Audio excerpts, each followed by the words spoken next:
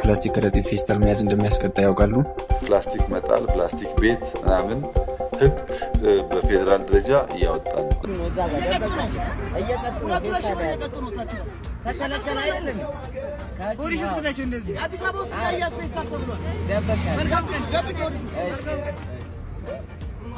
የፕላስቲክ ከረጢት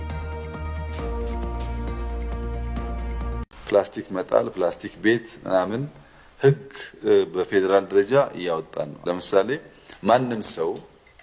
ማንም ሰው በቤቱ በረንዳ ላይም ይሁን ቡና ለመሸጥ በላስቲክ የሚሰራ ቤት ህገ ወጥ መሆን አለበት።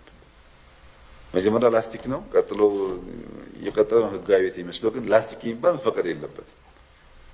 ወደ ሀገር ውስጥ የማይገቡበትን መንገድ እንሞክራለን።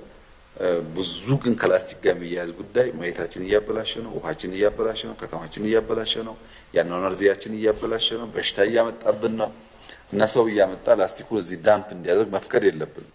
በሀገር ደረጃ የሚወጣው ህግ እንዳለ ሆኖ አዲስ አበባ ግን ቢያንስ በሚታይ መንገድ በላስቲክ የሚሰሩ በረንዳዎች ነው መከልከል አለበት። ከፈለገ በሳር ይስራ፣ ለጤና የማይመች ስለሆነ ማለት ነው። እሱም በህግ ከባዮ ጋዙ ጋር አያይዘን ብንሄድበት ያግዛል። I come to say goodbye. Where are you going? On a little trip. Charlie?